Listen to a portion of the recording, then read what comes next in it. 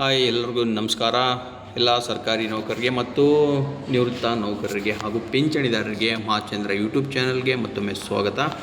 ಸ್ನೇಹಿತರೆ, ಸರ್ಕಾರಿ ನೌಕರರ ಪರವಾಗಿ ಹೈಕೋರ್ಟ್ನಿಂದ ಮತ್ತೊಂದು ಮಹತ್ವದ ಆದೇಶ ಹೊರಬಿದ್ದಿದೆ. ಅದು ಯಾವುದಕ್ಕೆ ಸಂಬಂಧಪಟ್ಟಿದೆ ಅಂದರೆ ನೋಡಿ, ಸರ್ಕಾರಿ ನೌಕರರ ರಜೆ ನಗದು ಸೌಲಭ್ಯ ಉದ್ಯೋಗಿಯ ಹಕ್ಕು ಅಂತ ಇಲ್ಲಿ ಹೇಳಿರ್ತಕ್ಕಂಥದ್ದು. ಸೊ ಬನ್ನಿ ಸ್ನೇಹಿತರೆ, ಇಲ್ಲಿ ಒಂದು ಆರ್ಟಿಕಲನ್ನು ಮೆನ್ಷನ್ ಮಾಡಿದ್ದಾರೆ. ಸಂವಿಧಾನದ ಆರ್ಟಿಕಲ್ 300A ಅದರ ಅನ್ವಯ ಉದ್ಯೋಗಿಯ ಅಧಿಕಾರ ಅಂತ ಹೇಳಿದೆ. ರಜೆ ನಗದು ಸೌಲಭ್ಯ ಉದ್ಯೋಗಿಯ ಅಧಿಕಾರ ಅಂತ ಹೇಳಿದೆ. ಸೊ ಮೊದಲಿಗೆ ನಿಮಗೆ ಆರ್ಟಿಕಲ್ 300A ಏನು ಹೇಳುತ್ತೆ ಅಂತ ನಿಮಗೆ ತಿಳಿಸ್ಕೊಡ್ತೀನಿ ನೋಡಿ ಸ್ನೇಹಿತರೆ. ಈಗ ಪ್ರತಿಯೊಬ್ಬರ ಹತ್ರನೂ ಆ್ಯಂಡ್ರಾಯ್ಡ್ ಸೆಟ್ ಇರೋದರಿಂದ ನೀವು ಗೂಗಲ್ ಅಥವಾ ಕ್ರೋಮ್ನಲ್ಲಿ ಸರ್ಚ್ ಮಾಡ್ಬೋದು ಆರ್ಟಿಕಲ್ 300A ಏನು ಹೇಳುತ್ತೆ ಅಂತ. ಸೊ ಆರ್ಟಿಕಲ್ 300A ಅಂತ ಹೊಡೆದ್ರೆ ಸಾಕು, ಅಲ್ಲಿ ಬರುತ್ತೆ ನೋಡಿ.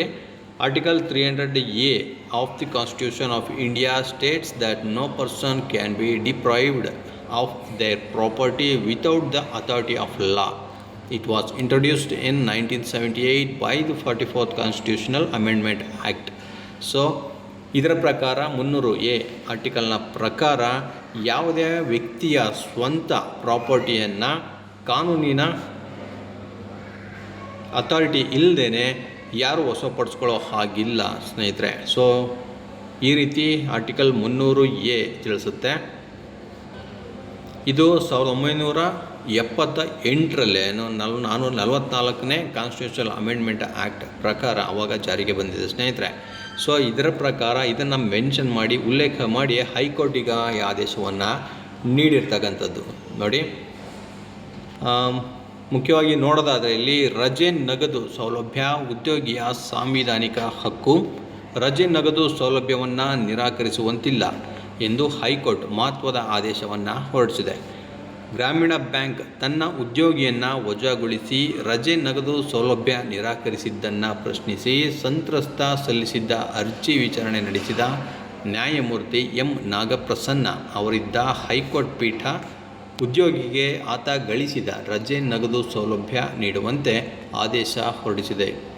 ನಿವೃತ್ತಿ ವೇತನ, ರಜೆ ನಗದು ಉದ್ಯೋಗಿ ಗಳಿಸಿದ ಆಸ್ತಿಯಾಗಿವೆ ನೋಡಿ. ಇದು ಮುಖ್ಯವಾದಂತಹ ಪಾಯಿಂಟ್ ಸ್ನೇಹಿತರೆ.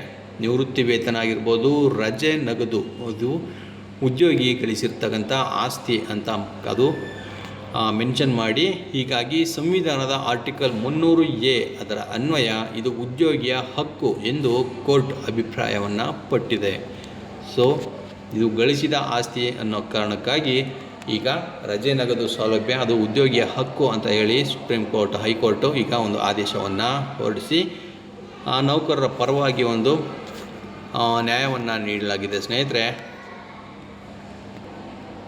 ನೌಕರರಿಗೆ ಎಲ್ಲೇ ಅನ್ಯಾಯ ಆದರೂ ಸಂವಿಧಾನ ಅಲ್ಲಿ ಇದ್ದೇ ಇರುತ್ತೆ. ಸಂವಿಧಾನ ಮುಖಾಂತರ ಪ್ರತಿಯೊಬ್ಬರು ಕೂಡ ನ್ಯಾಯವನ್ನು ಪಡ್ಕೋಬೋದು. ಇದಂತೂ ಗ್ಯಾರಂಟಿ ಅಂತಲೇ ಹೇಳ್ಬೋದು ಸ್ನೇಹಿತರೆ. ಸೊ ಇದಿಷ್ಟು ಇವತ್ತಿನ ಮಾಹಿತಿ. ಇದೇ ರೀತಿ ಮತ್ತಷ್ಟು ಮಾಹಿತಿ ಜೊತೆಗೆ ನಾನು ನಿಮ್ಮನ್ನು ಭೇಟಿ ಮಾಡ್ತೇನೆ. ನಮಸ್ಕಾರ.